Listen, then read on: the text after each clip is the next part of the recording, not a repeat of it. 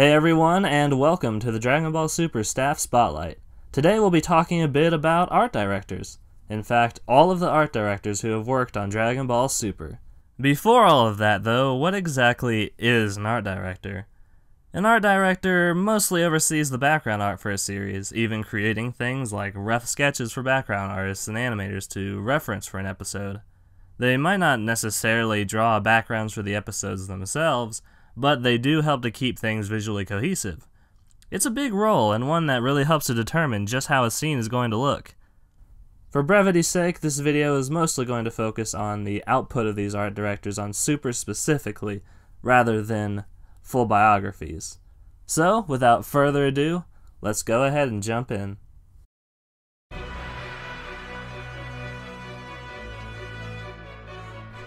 First up on our list is Shinzo Yuki, the art director of Super's first episode. The most prominent talking point about Shinzo Yuki was probably his position among the staff. Not only was he a semi-regular art director, he was also the show's art designer. To shamelessly cite Kanzenshuu for a moment, the art designer is in charge of all artistic aspects of the series' production, and is responsible for creating detailed set designs, as well as supervising the series' background art. The art designer will create detailed set packs of location layouts, and distribute them to the episode's art director and key animators for reference. This position is typically held by an art director, and in some cases they perform both roles on a single episode. Yuki has probably been around Dragon Ball longer than any of the other art directors, as he drew backgrounds for the original series and the first two movies.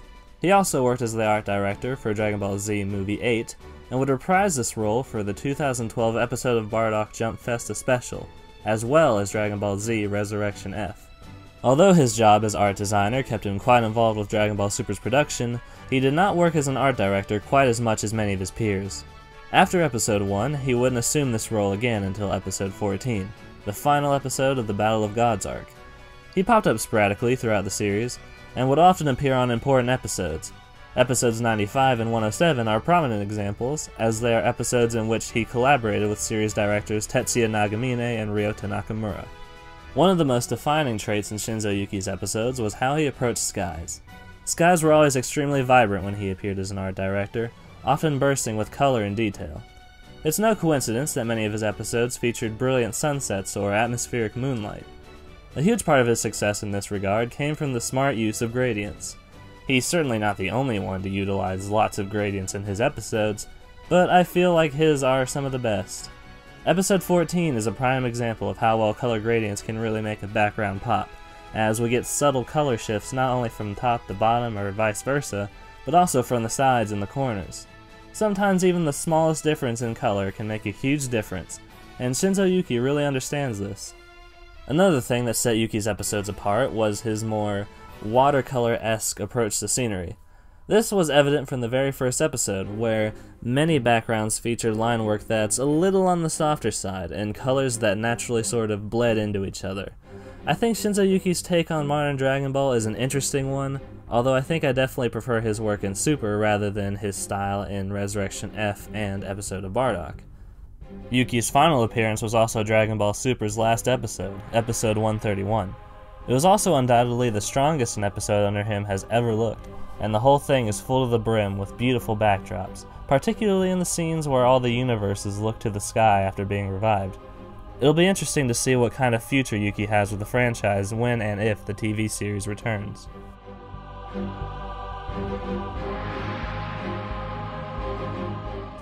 The only other art director with as much Dragon Ball experience as Shinzo Yuki was Miyuki Sato. Miyuki Sato drew backgrounds for the original Dragon Ball anime as well, with her first episode being episode 5 and her last being episode 49. Like Shinzo Yuki, Miyuki Sato also worked on Dragon Ball Movie 2, and would come back to occasionally work on a few Z movies and the Bardock TV special.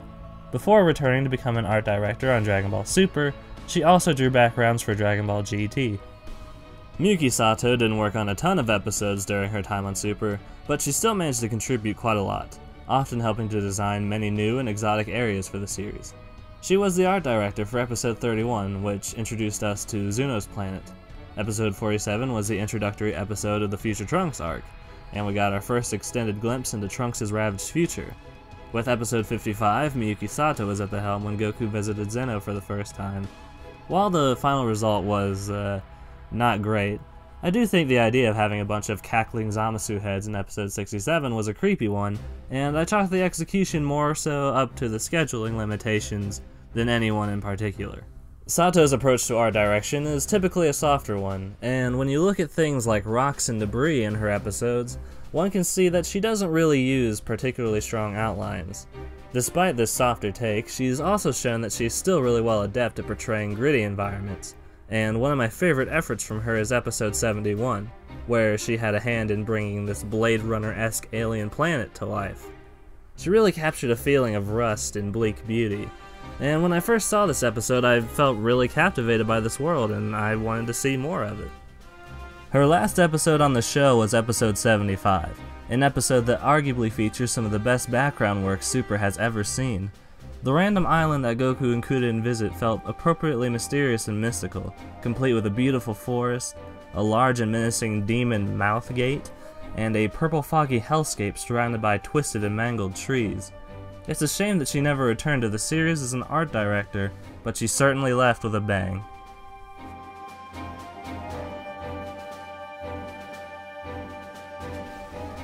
Episode 3 of Dragon Ball Super introduced us to one of the more interesting entries on this list, Sei'ichiro Sugiura and Shinji Saito. These two are fascinating because they almost worked exclusively together on episodes. In fact, the only time either of them worked independently from each other was episode 23, where Sugiura was the only credited art director. This certainly isn't the first time these two have worked together either.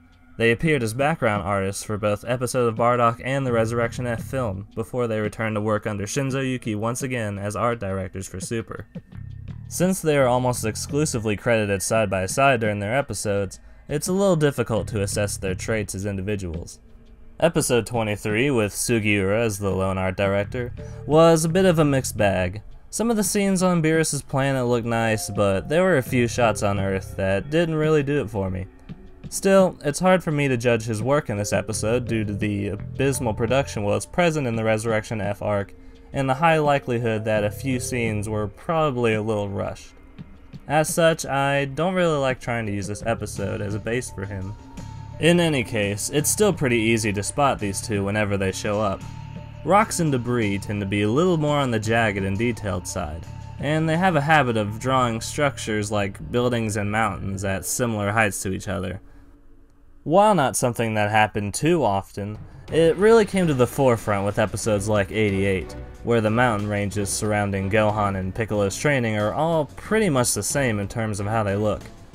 I'm not really a fan of this approach, as I personally feel like it sort of downplays the sense of scale of a location a little bit, but still, I think Sugiura and Saito are pretty solid, and they usually put out good work. I think my favorite effort from them might be episode 56, the episode that introduced Super Saiyan Rose. There are lots of great shots of the city in ruins, and the setting in general really plays well into Saito and Sugiura's strengths.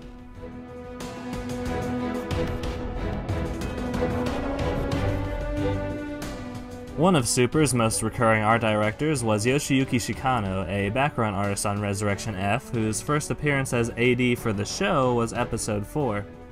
Shikano has been in the industry for quite some time, and he's even been the art director for 2 of the Dr. Slump movies back in the 1990s.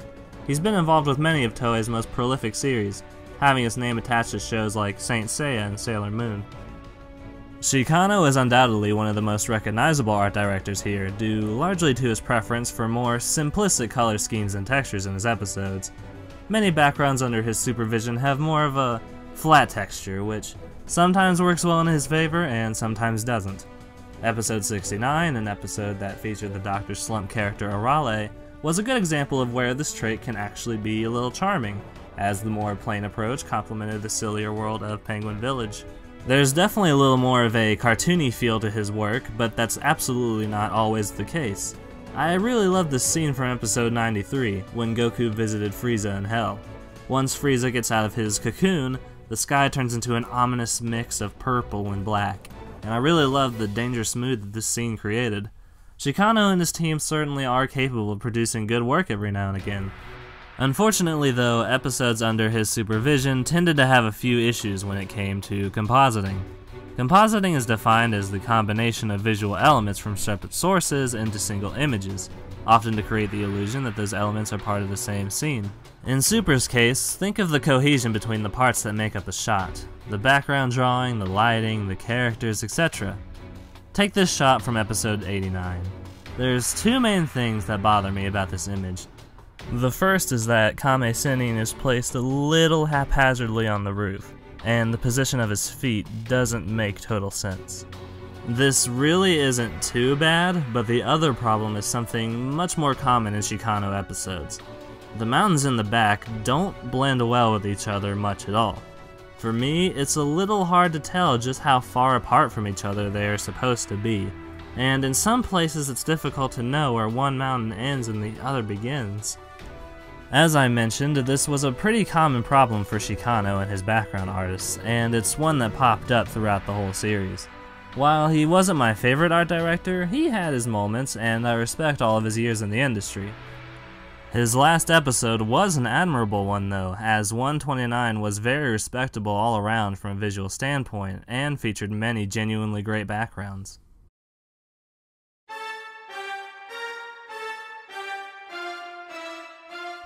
The next person I'll be talking about, on the other hand, is my favorite art director. Bunsun Lee, perhaps most well known for being the art director on the 2008 series Casher and Sins, made his Dragon Ball debut with episode 5 of Super. While he handled some important episodes early on, such as Goku's Super Saiyan God transformation in episode 9 and his subsequent fight with Beerus in episode 13, Lee's talent wouldn't really get a chance to manifest until later down the line. Episode 29 is perhaps one of his best early efforts, as he was given the opportunity to tackle multiple interesting locations, such as Beerus's planet, the Nameless planet, and even an unknown planet that Jocko was staying on at the end. 29 features many amazing shots from just about everywhere, and there's even some fantastic stuff during the scenes that take place on Earth. This shot of Capsule Corp in particular is wonderful. Bunsun Lee has quite a few defining traits, one of the biggest being his use of lighting. Daytime scenes under him are really quite the treat. Sunlight will shine brilliantly from behind buildings and filter through openings and treetops. Open spaces, like the wasteland in episode 50, are given a real sense of scale thanks to things like a wonderful utilization of a haze effect on objects and structures that are far away. Lee is certainly no slouch when it comes to night scenes either though, as he's also contributed to some of the most beautiful starry skies that we've seen, particularly the ones in episodes 86 and 90. Lee has managed to turn in some of the best work in Super, including episodes such as 50, 54, and 90, and so on. It's hard to think about favorites from him since he's worked on so much and has so many great episodes under his belt. Even less memorable episodes like 58 have some really good, noteworthy stuff. The last thing that I have to mention about Lee is his passion for gritty, hyper-detailed craters that are practically impossible to miss once they appear. This really allows for him to be distinct, even in episodes that take place in a limited setting, which is perfect for an arc like the Tournament of Power. One needs to only look at his work in episode 110, which was about as Bunsun Lee as an episode could be, with the beautiful but battle-ravaged TOP ring serving as an appropriate backdrop for Goku's fight against Jiren. He took his leave from the show with episode 130. If I had to pick a favorite Bunsun Lee episode, I think I'd go with episode 86. Android 17's island was brought to life so amazingly, and his fight with Goku near the end is perhaps one of Super's most visually spectacular. That sunset is practically to die for.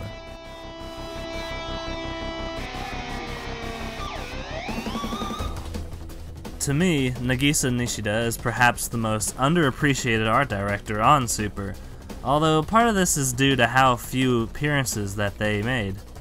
They have been nothing but good during their time spent on the series, but in total Nishida has only been the art director for 8 episodes. Episode 6 was Nishida's first, a solid effort full of atmospheric scenes, some of which even featured nice-looking flashbacks of King Vegeta with Beerus. Speaking of Beerus, episode 18 is perhaps the greatest presentation of his planet that we've seen to date. Nishida managed to instill a sense of charm and wonder to a location that has become almost too familiar, and episode 18 often still has that effect. Sort of like Shinzo Yuki and Miyuki Sato, there's a bit of a softer, almost watercolor-esque take on many of the backdrops, which is something that appears often in Nishida's work. This night scene here is marvelous, with a brilliant pink and purple sky that undoubtedly rivals some of those seen in even Yuki's strongest episodes. My favorite episode from Nishida is undoubtedly episode 91, a powerhouse of an episode that spans multiple universes. There's a return of a personal favorite location of mine, Universe 6's Blade Runner planet thing. There's a background in Universe 11 that's full of beautifully twisted wire and purple metal. And there's even a glimpse at Universe 2 with a bright and colorful neon world fit for a character like Ribrianne. Nishida was amazing, and I really wish they could have done more episodes. Nishida's final episode was episode 103.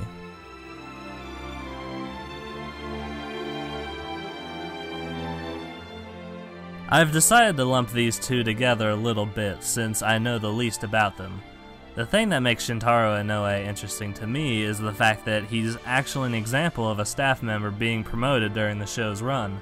When Super began, Inoue was simply a background artist, just as he had been on Resurrection F. With episode 97, Inoue became a regular art director for Super. For the Universe Survival arc, he teamed up with Yoshiyuki Shikano, which made it a little difficult to comment on his style as he only worked with a single environment and never got credited alone. Ryutaro Masuda has only been on one Super episode, episode 111, but he's certainly had an interesting showing. Masuda's approach is certainly a little more of a gentle one, with really thin line work peppered throughout his episode. For more information about him, I actually recommend checking out this fantastic post from Kevin of Sakuga Blog, who wrote about him and many other Precure staff members. And that's every art director who ever worked on Dragon Ball Super. This one took a while to make, but I really hope that everybody enjoyed it. It feels really good to be back in the saddle again, and I will see all of you next time.